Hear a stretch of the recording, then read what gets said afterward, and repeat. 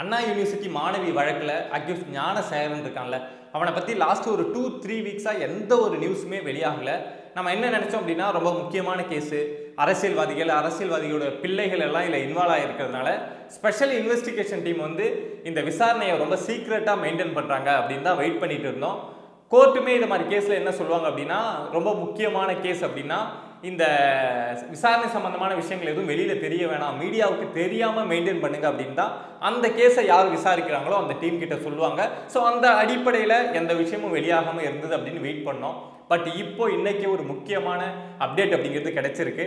பள்ளிக்கரணை போலீஸார் வந்து 3 நாள் இந்த ஞானசேகரனை வந்து போலீஸ் கஸ்டடியில் எடுத்திருக்காங்க. என்ன காரணத்துக்காக எடுத்திருக்காங்க அப்படின்னா, பள்ளிக்கரணையில் ஒரு 7 திருட்டு சம்பந்தமாக ஞானசேகரனை கைது பண்ணி இப்போ இந்த போலீஸ் கஸ்டடியில் எடுத்திருக்காங்க. ஆல்ரெடி ஞானசேகரன் வந்து ஜெயிலில் தான் இருந்தான், அவன் மேலே குண்டாஸ் போடப்பட்டிருந்தது. இதை தாண்டி அண்ணா யூனிவர்சிட்டி கேஸில் இன்வெஸ்டிகேஷன் அப்படிங்கிறது போயிட்டு இருந்தது. இது இல்லாமல் புதுசாக ஒரு 7 திருட்டு கேஸில் அவனை கைது பண்ணி பள்ளிக்கரணை போலீஸார் வந்து இப்போ போலீஸ் கஸ்டடியில் எடுத்து அந்த விசாரணை அப்படிங்கிறத பண்ணிட்டு இருக்காங்க. அந்த 7 திருட்டியும் அவன் எப்போ பண்ணியிருக்கான் அப்படின்னா 2022லேருந்து 24க்குள்ள பள்ளிக்கரணை பகுதியில் இருக்கக்கூடிய இந்த வில்லாலாம் இருக்கும்ல, தனியாக இண்டிவிஜுவல் ஹவுஸ் இருக்கும்ல, ஸோ அந்த ஹவுஸில் போயிட்டு, அதுவும் எப்படின்னா கார்லேயே போயிட்டு அந்த ஹவுஸை அடித்து உடைச்சிட்டு கதவை உடைச்சிட்டு உள்ளே போய் இருக்க அந்த பொருளெல்லாம் திருடிட்டு வந்திருக்கான். ஸோ இந்த விஷயத்தை இப்போ தான் பள்ளிக்கரணை போலீஸார் வந்து கன்ஃபார்ம் பண்ணியிருக்காங்க. ஸோ கன்ஃபார்ம் பண்ணிட்டு எடுத்து விசாரணை அப்படிங்கிறது போயிட்டு இருக்கு. இது வரைக்கும் என்ன செய்திகள் கொஞ்சம் வெளியாயிருக்கு அப்படின்னா, அவன் வந்து அந்த கார்லாம் வச்சிருந்தான்ல, ஸோ அந்த கார் வாங்கினது, அந்த பிரியாணி கடை போட்டது, அவன் வந்து அங்கங்கே சொத்து வாங்கி வச்சது எல்லாமே இதை மாதிரி திருட்டுல, இந்த 7 திருட்டுல இருந்து வந்த நிறைய பணத்தை வந்து இதை மாதிரி அவன் வந்து கார் வாங்கி யூஸ் பண்ணது, பிரியாணி கடை வச்சது, இதுக்கெல்லாம் யூஸ் பண்ணியிருக்கான் அப்படிங்கிற விஷயத்த பள்ளிக்கரணை போலீஸார் வந்து கன்ஃபார்ம் பண்ணியிருக்காங்க. நம்ம ஆல்ரெடி ஞானசேகரன் மேலே எத்தனை வழக்கு இருந்தது அப்படின்னு நமக்கு தெரியும். ஆல்ரெடி 25 வழக்கு இருந்தது அப்படின்னு சொன்னாங்க. பட் இப்போ ஒரு 7 வழக்கில் அவனை கைது பண்ணி விசாரணை அப்படிங்கிறத நடத்துகிறாங்க. அப்போனா 30 வழக்குக்கு மேலே போகுது.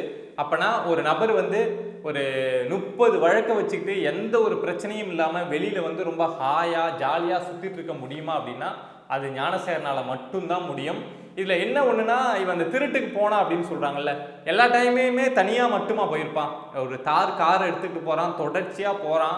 அப்படிங்கிறப்போ எல்லா டைமுமே இவன் மட்டும் போயிட்டா திருடிட்டு வந்திருப்பான், அந்த வீடு பூட்டியிருக்கா அப்படின்னு இவன் மட்டுமா போய் பார்த்துட்டு வந்திருப்பான் அப்படின்னு நிறைய கேள்வி இருக்குல்ல. ஸோ இதுக்கு பின்னாடி ஞானசேகரன் மட்டும்தான் இருக்கான் அப்படின்னு அவன் பேர் மட்டுமே அடிபட்டு இருக்கிறதே பெரிய சந்தேகத்தை எழுப்புது. இத்தனை திருட்டு பண்ணியிருக்கான், இவ்வளோ பெரிய சம்பவங்கள்லாம் பண்ணியிருக்கான் அப்படிங்கிறப்போ அவனுக்கு பின்னாடி கண்டிப்பாக யாராவது இருக்கணும்ல. ஸோ அவன் யார் அப்படிங்கிற, அதாவது ஞானசேகரனுக்கு பின்னாடி இருக்கக்கூடிய அவன் யார் அப்படிங்கிற விஷயத்தை நோக்கி இந்த விசாரணை போகுதா அப்படிங்கிறது ஒரு பெரிய கேள்வியாக இருக்குது.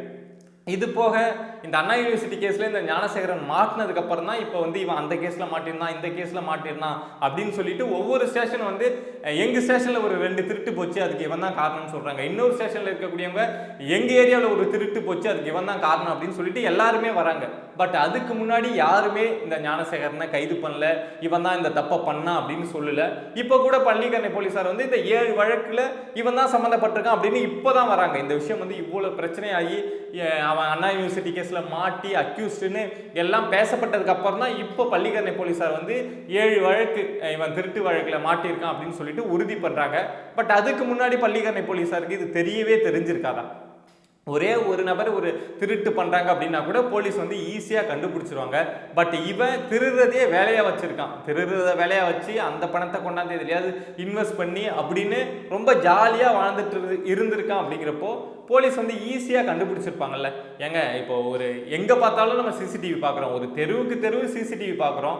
அப்படிங்கிறப்போ இவன் ஒரு வீட்டில் திருடுறப்போ சிசிடிவியில் மாட்டாமல் ரொம்ப டெக்னிக்காக திருடிட்டான் அப்படின்னு வச்சுப்போம். பட் இவங்க சொல்கிறது 7, இன்னும் எத்தனை திருடிருக்கான், எத்தனை வழக்கில் சிக்காமல் இருக்கான் அப்படிங்கிறது அது வேற லிஸ்ட்டு.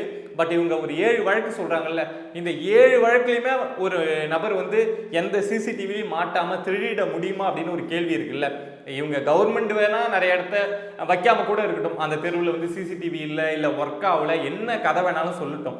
ஒரு இண்டிவிஜுவல் வில்லா வச்சுருக்காங்க அப்படின்னா அங்கே மோஸ்ட்லி வந்து எல்லாருமே பிரைவேட்டா அவங்களே வந்து சிசிடிவி அப்படிங்கிறத வச்சிருப்பாங்க. ஸோ அதை வச்சு கண்டுபிடிச்சிருந்தாவே இவனை 2022ல திருட ஆரம்பிச்சான்ல, அதுக்கு முன்னாடியே திருடிட்டு தான் இருக்கான். பட் இவங்க சொல்ற இந்த 7 வழக்குல திருட ஆரம்பிச்சான்ல, அப்பவே இவனை கைது பண்ணிருக்கலாம்ல. இவன் திருடுனா, இவன் இந்த மாதிரி கொள்ளை அடிச்சான், அதை வச்சு கார் வாங்கினான், அதை வச்சு பிரியாணி கடை போட்டான், அதை வச்சு போலீஸுக்கு கமிஷன் கொடுத்தான் அப்படிங்கிற எல்லா விஷயமும் போலீஸுக்கு 2022 இவன் பீக்ல இருந்தான்ல.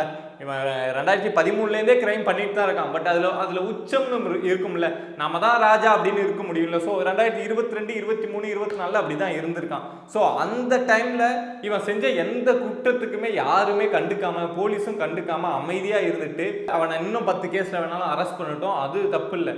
பட் ஏன் இதுக்கு முன்னாடி அவன் மேல எந்த வழக்கும் போடாம இருந்தாங்க? இந்த 7 திருட்டு இப்பதான் தெரிஞ்சுதா?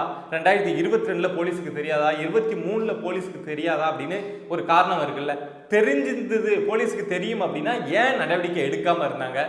இந்த ஞானசேகரனுக்கு அவ்வளவு பவர் இருந்ததா, இல்ல ஞானசேகரனை எதுவும் பண்ணக்கூடாது அப்படின்னு சொல்லிட்டு மேல இருந்து யாராவது உத்தரவு போட்டாங்களா அப்படின்னு பல கேள்விகள் வந்து இந்த கேஸ்ல அடுத்தடுத்து வெளியாகிட்டே நமக்கு தோணிக்கிட்டே இருக்கு. இந்த கேஸ்ல இந்த ஸ்பெஷல் இன்வெஸ்டிகேஷன் டீம் என்ன பண்ண போறாங்க? ஏன்னா இப்போ சம்பவம் நடந்து 2 மாசம் ஆச்சு, கிட்டத்தட்ட 2 மாசம் ஆயிடுச்சு.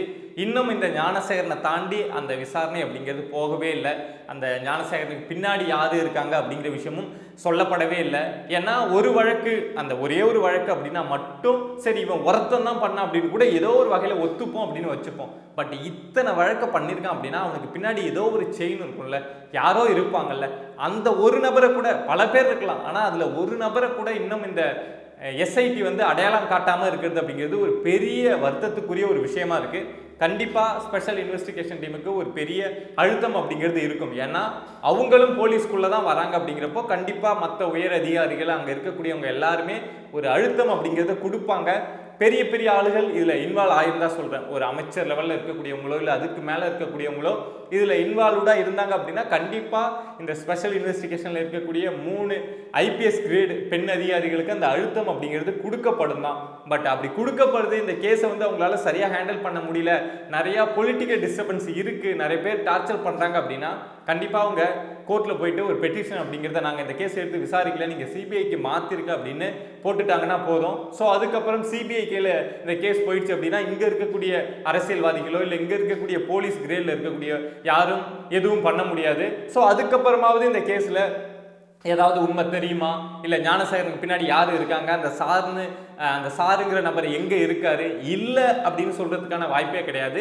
யார் அவர், எங்கே இருக்கார் அப்படிங்கிறது மட்டும்தான் கேள்வி. எந்த இடத்த அதிகாரத்தில் எந்த இடத்த இருக்கார் அப்படிங்கிறது மட்டும்தான் கேள்வி. ஸோ இந்த ஸ்பெஷல் இன்வெஸ்டிகேஷன் டீம் இந்த கேஸை ரொம்ப டிலே டிலே பண்ண கண்டிப்பாக இது மேலே இருக்கக்கூடிய அந்த இம்பார்ட்டன்ஸ் அப்படிங்கிறது டைல்யூட் ஆகி போயிட்டே இருக்கும். அதுக்கப்புறம் 10ஓட 11 கேஸாக இந்த கேஸும் முடிஞ்சிடும். ஸோ என்ன பண்ணுறாங்க அப்படின்னு பார்ப்போம். இப்போ ஒரு 2 வாரம் கழிச்சு இப்போ வந்து சில நியூஸ் அப்படிங்கிறது வெளியாக ஆரம்பிச்சிருக்குல்ல இந்த ஞானசேகரனை பற்றி. ஸோ அடுத்தடுத்து ஏதாவது அப்டேட் வருதா அப்படின்னு பார்ப்போம். ஸோ சொசைட்டியில் இதை மாதிரி நம்மளை சுற்றி நடக்கக்கூடிய விஷயங்களை நீங்கள் தெரிஞ்சுக்கணும் அப்படின்னு நினச்சிங்கன்னா பிரபா டாக் சேனலை சப்ஸ்கிரைப் பண்ணி சப்போர்ட் பண்ணுங்கள். நன்றி.